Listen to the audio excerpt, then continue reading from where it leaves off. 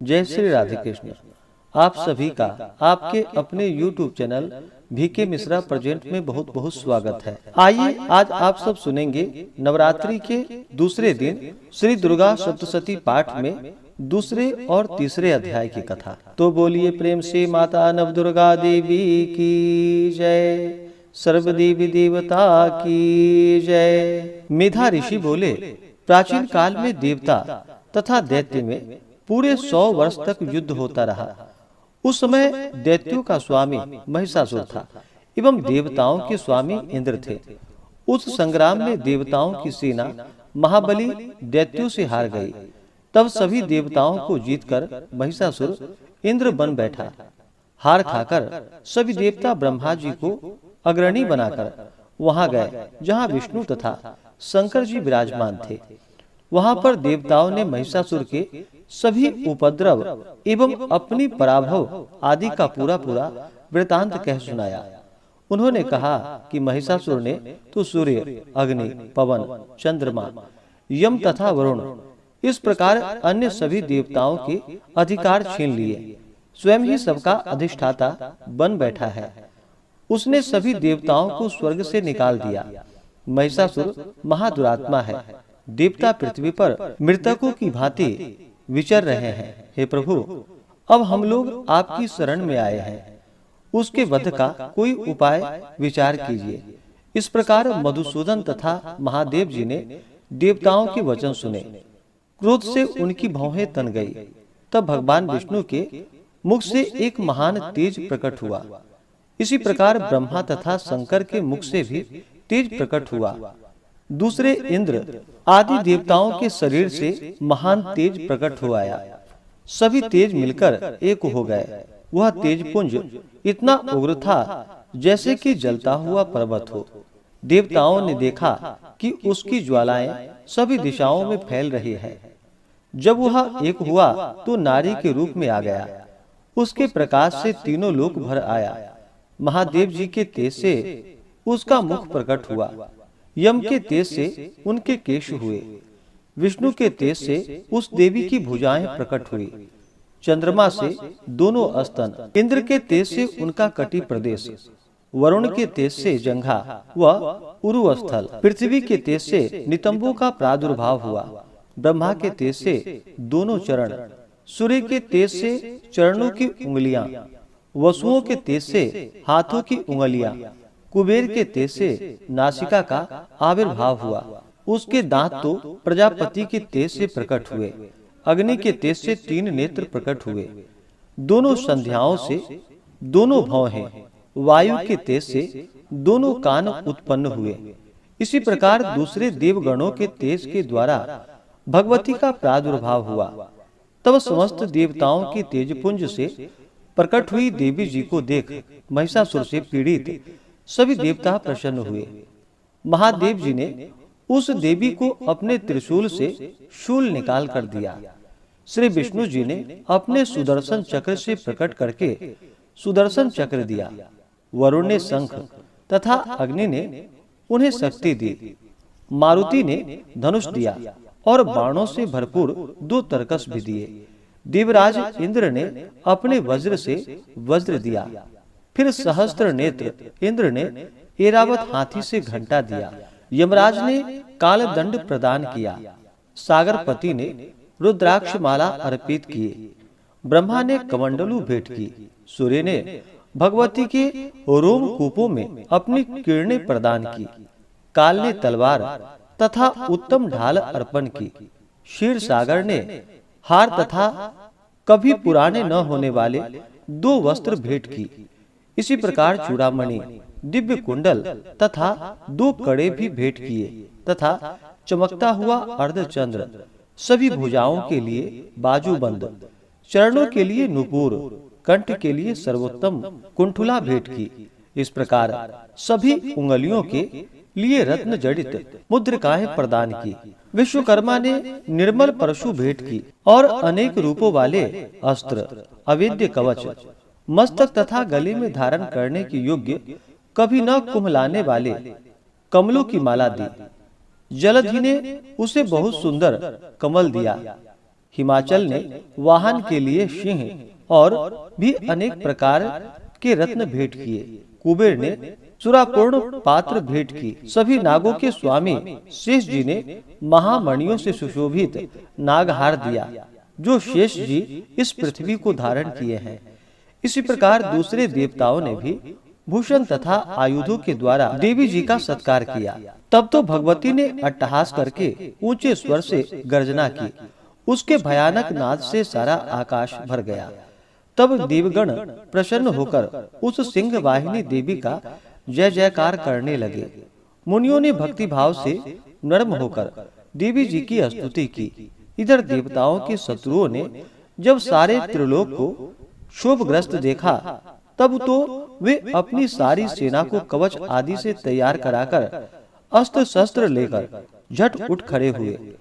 महिषासुर क्रोध में आकर बोला, अरे यह क्या हो रहा है? इतना कहकर सभी दैत्यों के साथ गिरकर उस सिंहनाद की ओर भागा। वहां जाकर उसने तीनों लोकों को अपने तेज से प्रकाशित करती हुई देवी को देखा, जिस देवी के चरणों के भार से पृथ्वी दबी जा रही थी। माथे के किरीट मुकुट से आकाश पर रेखाएं पड़ती जा रही थी।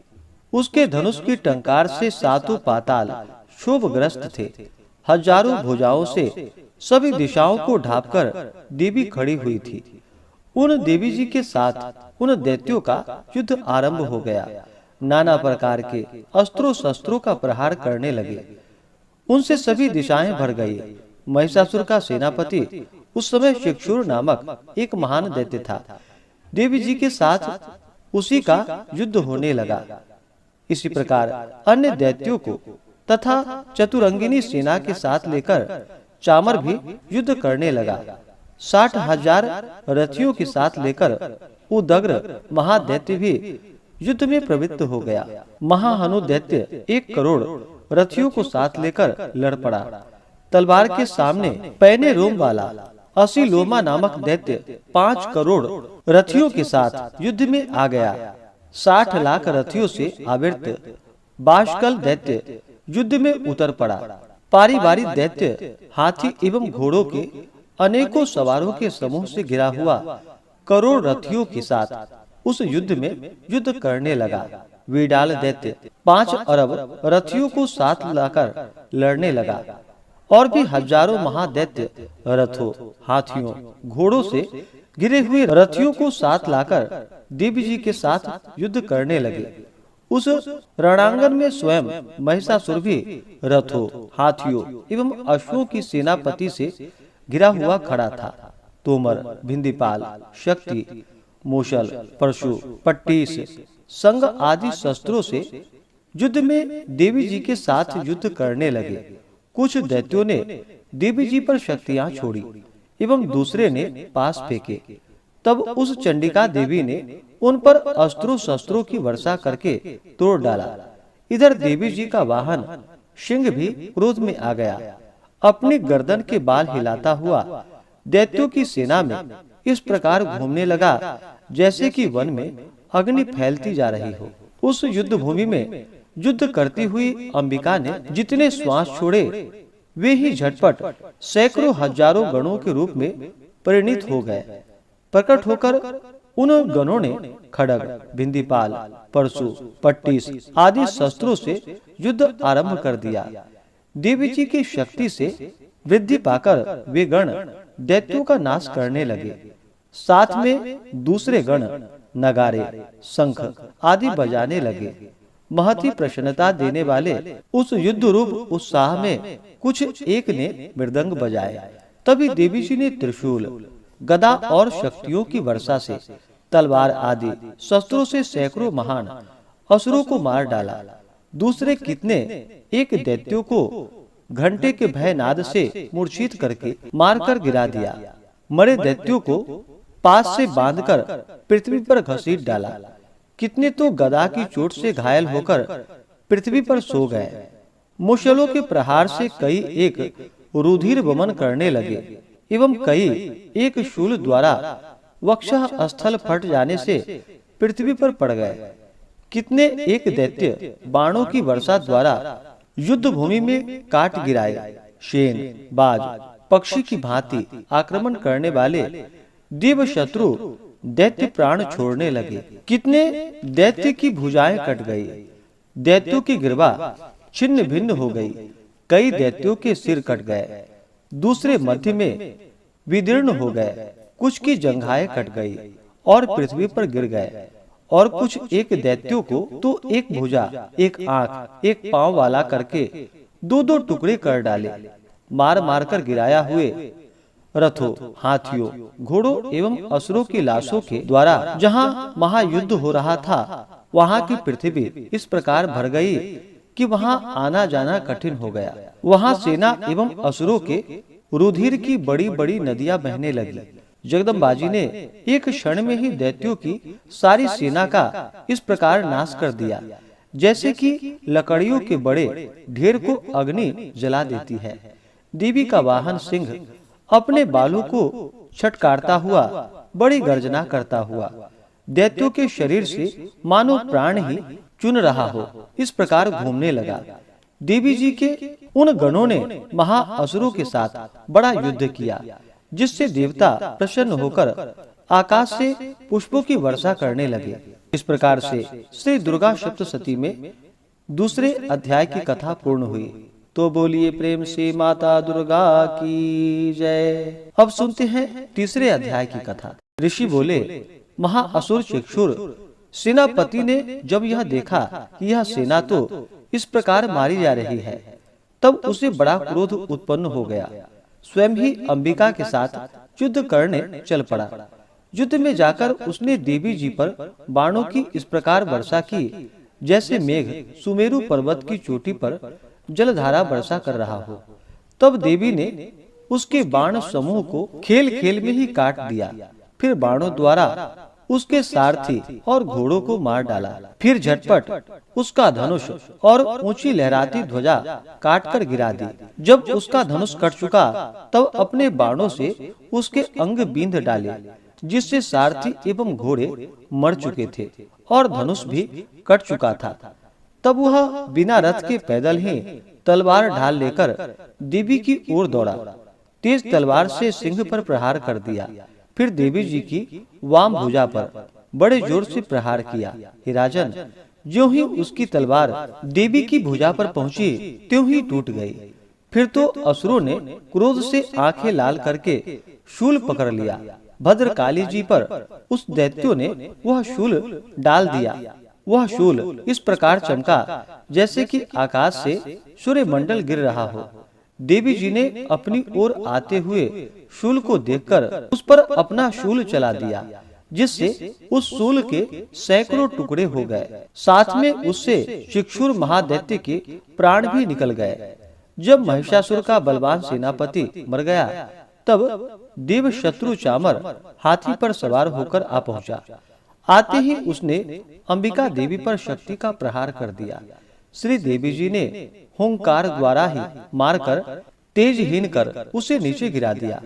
अपनी शक्ति को गिरा हुआ देखकर चामर को बड़ा क्रोध आ गया। उसने शूल का प्रहार कर दिया। शूल को भी देवी जी ने बाणों द्वारा टुकड़े टुकड़े कर डाले। तब सिंह भी उछलकर हाथी के मस्तक पर चढ़ बैठा। तब फिर दैत्यों के साथ भुजा युद्ध करने लगा। वे दोनों परस्पर लड़ते लड़ते उस हाथी से नीचे पृथ्वी पर आ गए। भयंकर प्रहारों से परस्पर युद्ध करने लगे। तब बड़े वेग से सिंह ऊपर को उछला। ऊपर आकाश से नीचे की ओर गिरते गिरते पंजों के प्रहार से दैत्य चामर का सिर धड़ से पृथक कर डाला। देवी जी ने शिला एवं वृक्ष आदि से युद्ध में उदग्र को मार डाला। फिर कराल को भी दांतों, मुक्कों एवं थप्पड़ों के प्रहार से मार गिराया। क्रोध परिपूर्ण देवी ने गदा की चोटों से उद्धत को चूर चूर कर दिया। बिंदीपाल शस्त्र द्वारा, बाष्कल बाणों द्वारा अंधक एवं ताम्र को यमधाम शीघ्र भेज दिया। तीन नेत्र धारिणी परमेश्वरी ने उग्राश्य, उग्रवीर्य, महाहनु नाम के दैत्यों को त्रिशूल द्वारा मार दिया। तलवार से बिडाल का सिर धड़ से अलग कर दिया। दुर्धर, दुर्मुख इन दोनों को बाणों द्वारा यमपुरी पहुंचा दिया।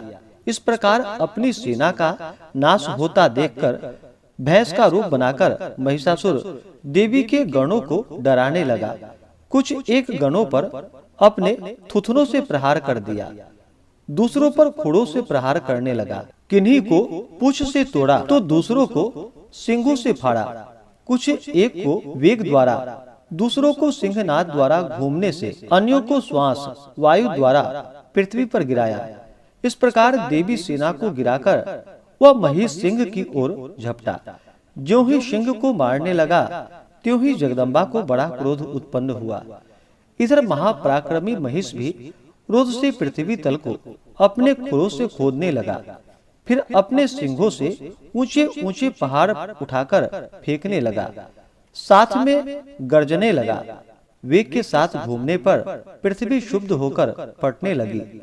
उससे पूंछ से समुद्र पर प्रहार किया, जिससे शुद्ध होकर समुद्र और पृथ्वी को चारों ओर से डुबाने लगा। चलायमान होते हुए सिंह के द्वारा छिन्न भिन्न हुए बादल टुकड़े टुकड़े हो गए। उसके श्वासों की कठोर वायु से उड़ते सैकड़ों पर्वत आकाश से गिरने लगे। इस प्रकार क्रोधपूर्ण उस महादैत्य को अपनी ओर आता देखकर चंडिका उसे मारने के लिए क्रोध में आ गई। कुपित चंडिका ने उसकी ओर पाश फेंका और उसके द्वारा उस दैत्य को बांध लिया। तब तो उस महायुद्ध में बंधे हुए उस दैत्य ने अपना महिष भैंस के रूप को त्याग दिया, झटपट सिंह के रूप में आ गया। यूं ही चंडिका उसका सिर काटने लगी, तब तो वह तलवार हाथ में लिए पुरुष दिखाई देने लगा। तब शीघ्रता से तलवार ढाल वाले उस पुरुष को अपने बाणों से देवी ने बींध डाला। तब वह एक बड़ा हाथी हो गया।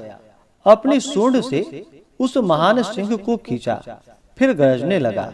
उसके खींचते समय अपने खड़ग के द्वारा देवी ने उसकी सूंड को काट दिया। फिर वह महादैत्य भैंस के रूप में आ गया। इस प्रकार चराचर त्रिलोकों को सताने लगा। उस समय जगन माया चंडिका क्रोध में आकर फिर उत्तम मधुपान करने लगी और लाल लाल नेत्र करके हंसने लगी। वह दैत्य भी बल पराक्रम के मद में उन्मत्त होकर गर्जने लगा। अपने सिंगों से पहाड़ उठाकर देवी की ओर फेंकने लगा। देवी जी ने भी अपने बाणों के समूह से उसके फेंके हुए पर्वतों को चूर्ण चूर्ण कर दिया। तब सुरापान के मद के कारण लाल लाल मुख वाली चंडिका जी ने कुछ अस्त व्यस्त शब्दों में कहा। देवी जी बोली, रे मूढ़, जब तक कि मैं मधुपान न कर लूं, तब तक तू क्षण भर के लिए गरज ले। मेरे द्वारा संग्राम भूमि में तेरा बद्ध हो जाने पर तो शीघ्र ही देवता भी गरजने लगेंगे। ऋषि बोले। इस प्रकार कहकर देवी जी उछलकर उस महादैत्य पर चढ़ गई। पांव से दबाकर दैत्य के कंठ पर त्रिशूल से आघात किया। देवी के पांव से दबे हुए उस दैत्य ने अपने मुख से बाहर निकलने का प्रयत्न दूसरे रूप से किया। अभी आधा निकला ही था कि देवी जी ने अपने पराक्रम द्वारा वही रोक लिया। आधा निकलकर भी उस दैत्य ने युद्ध करना आरंभ कर दिया। तब देवी जी ने अपनी तीखी तलवार से उसका सिर काटकर नीचे गिरा दिया। दैत्य सेना हाहाकार करने लगी। तब उस सारी सेना का भी देवी जी ने नाश कर दिया। सभी देवता अत्यंत प्रसन्न हुए। दिव्य महर्षियों के साथ देवता लोग ने उन देवी की स्तुतियां की। गंधर्व जन गान करने लगे और अप्सराएं नाचने लगी। इस प्रकार से दुर्गा सप्तशती पाठ में तीसरे अध्याय की कथा पूर्ण हुई। तो बोलिए प्रेम से माता दुर्गा की जय, नव दुर्गा देवी की जय, सर्व देवी देवता की जय। तो आशा करता हूँ कि यह जानकारी आपको अच्छा लगा हो।